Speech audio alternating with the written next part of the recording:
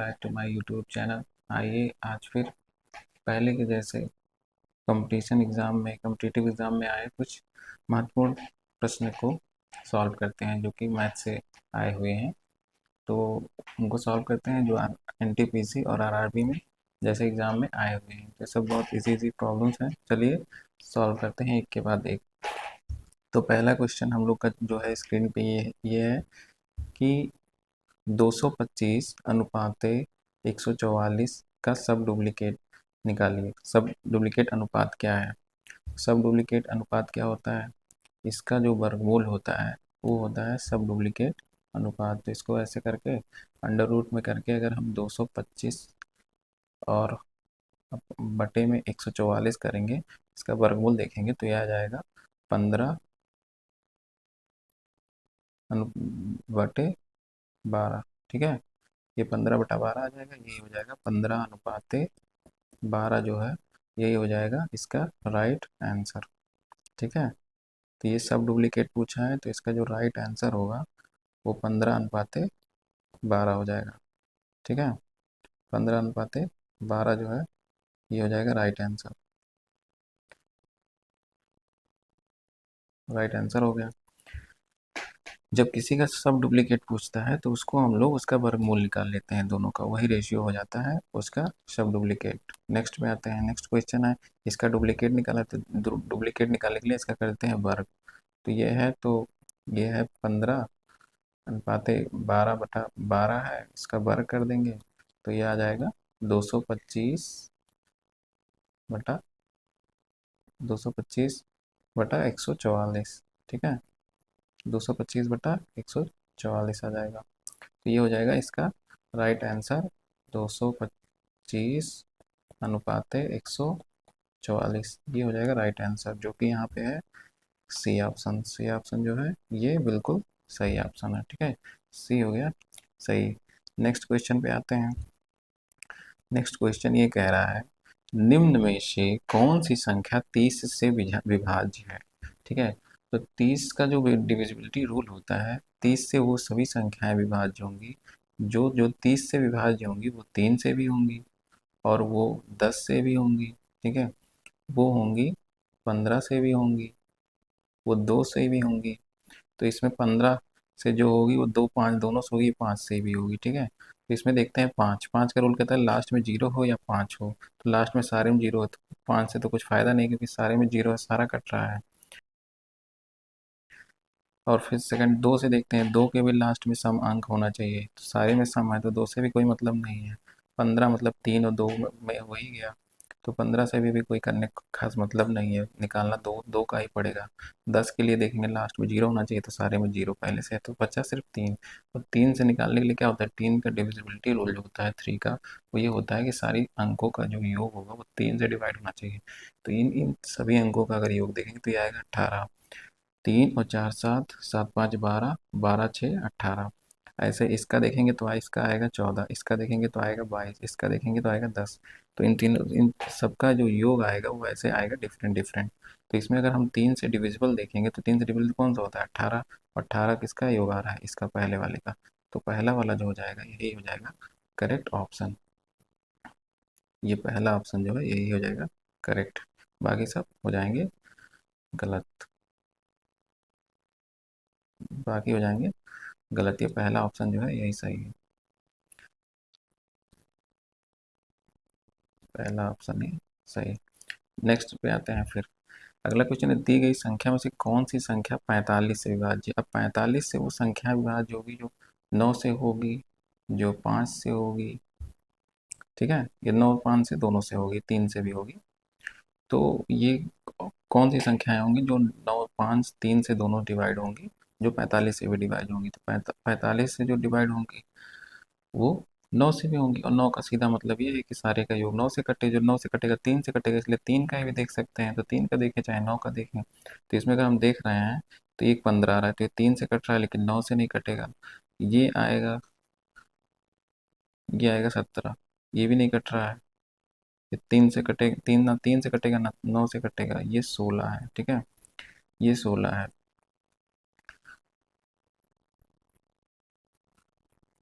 3 3 6 9 6 15, ठीक।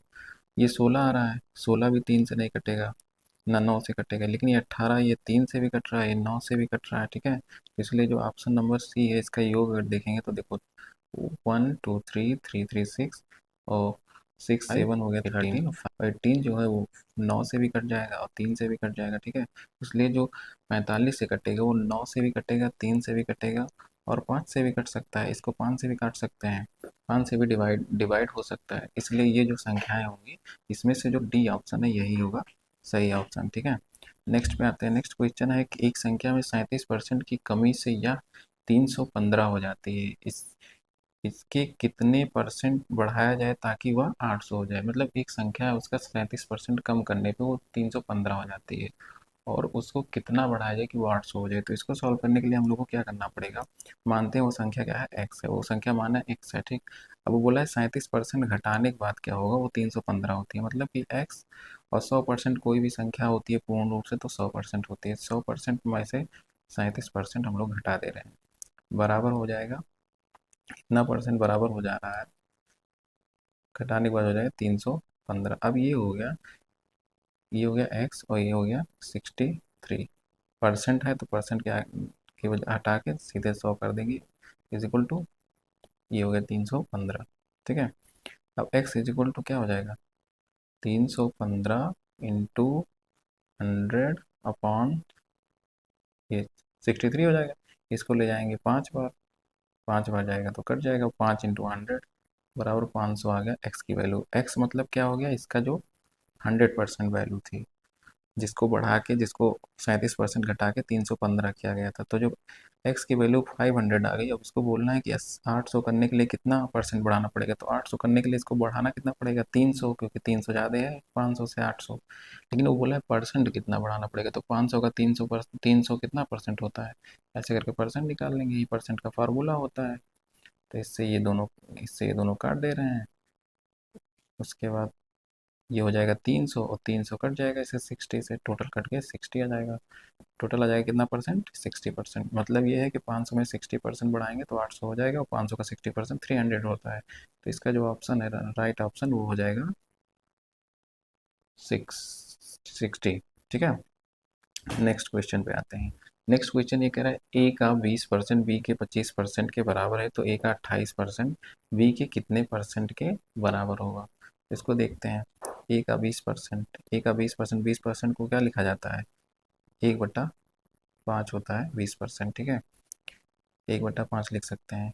और क्या बोला है, बराबर है किसके, बी के 25%, 25% का लिखा जाता है 1/4, ठीक है, 1/4 के बराबर होता है। अब इसका रेशियो लेंगे तो ये बी इसके नीचे आ जाएगा, A/B इज इक्वल टू, ये 5 ऊपर चला जाएगा वो आ जाएगा नीचे, ठीक है। ये आ गई वैल्यू रेशियो, A/B बराबर हो जाएगा 5/4। अब इसमें क्या करते हैं, ये हम मानते हैं, माना A बराबर 5x, ठीक है। मतलब x वो वैल्यू आएगी जिसको 5 बार अगर गुणा करेंगे तब जाके वो A के बराबर होगा, और 4 बार अगर गुणा करेंगे तो आएगा B के बराबर। तो अब B बराबर हो जाएगा 4x, ठीक है, B बराबर 4x ये हम लोग मान लेते हैं। अब क्या करते हैं, तो A बराबर इतना हो गया, B बराबर 4x मान लेते हैं। अब इसमें परसेंटेज निकालते हैं कि B बराबर 4x है, A बराबर 5x है। अब 5x में 28, 5x का 28% कितना होगा, 5x इंटू 28/100, ठीक है। अब ये 28% कितना होगा, इसको ऐसे काटेंगे, 5 से 20 हो जाएगा और 20 से जाएगा तो ये आ जाएगा 1.4x, ये x बचा और ये 1.4 बच रहा है इसको काटने के बाद, 1.4, 1.4 क्या आ गया, 1.4 आ गया, 1.4 आ गया 28%, किसका, ए का, ए बराबर 5x था, ए का 28%, ठीक है, ए का 28% आ गया, ए का 28% कितना आ गया, 1.4x, ठीक है। अब 28% आ गया तो उसका निकाल लेते हैं बी की वैल्यू की, बी के लिए इसकी क्या वैल्यू है, ठीक है। 28% जो आया ए का 28% बी के कितने परसेंट के बराबर है ये चेक करना है, तो बी की वैल्यू क्या माने हम लोग 4x, तो ये 1.4x जो है ये 4x का कितना परसेंट है यही निकालेंगे तो इसका परसेंट तो आ जाएगा ना, इसको 100 कर देते हैं, इससे मल्टीप्लाई कर देते हैं, इससे कट गया ये गया 25 बार। ठीक है, तो 25 × 1.4 ये आ जाता है 35।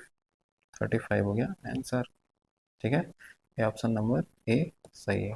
ठीक है, सिंपली भी देख सकते हैं, अगर ये बोल रहा है कि 20 है तो 20 को सिंपली देखेंगे तो 4 बार जाएगा और ये 5 बार जा रहा है। ठीक है, ए का मान 4 बार है किसी संख्या का और बी को 5 बार गुणा करना पड़ रहा है। तो अगर ए 4 बार है तो 7 को 4 बार करेंगे तो 28 होता है। तो जो वही चीज़ 5 बार कर देंगे तो 7 को 5 बार कर देंगे तो 35 हो जाएगा। तो यहीं से भी हम लोग एक अंदाज़ा लगा सकते थे, वहाँ से भी बिना सॉल्व किए। बाकी ऐसे इसको सॉल्व किया जा सकता है।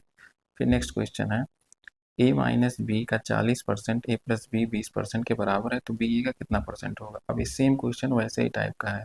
ये बोला है क्या, ए माइनस बी का 40%, 40% मतलब 40/100 होता है। इसको डायरेक्ट लिख सकते हैं हम लोग 2/5। 40% को 2/5 लिखते हैं। इज इक्वल टू किसके है, ए प्लस बी के, ए प्लस बी के 20%। 20% मतलब होता है 1/5।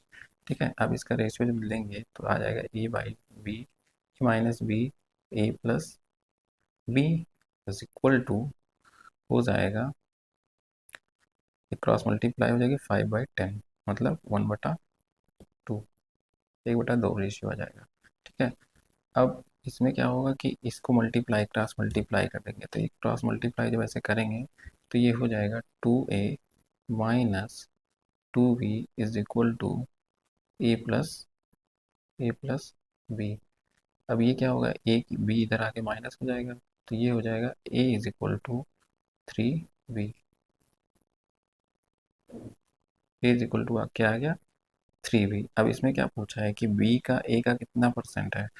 तो यहाँ पे साफ देखा जा सकता है कि जो ए है, ए को वैल्यू के बराबर करने के लिए बी को 3 बार गुणा करना पड़ रहा है। यानी कि क्या है कि ए का 3 टाइम कम है। और 3 टाइम कम कब होता है, जब ये 100/3 हो। ठीक है, ए का 100% डिवाइड बाई 3।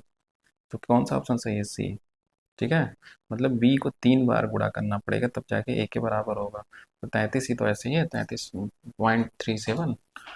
इसको 33.34, इसको अगर मल्टीप्लाई 3 बार करेंगे तभी ए के बराबर होगा। इसलिए ये जो 100/3 है ये सही ऑप्शन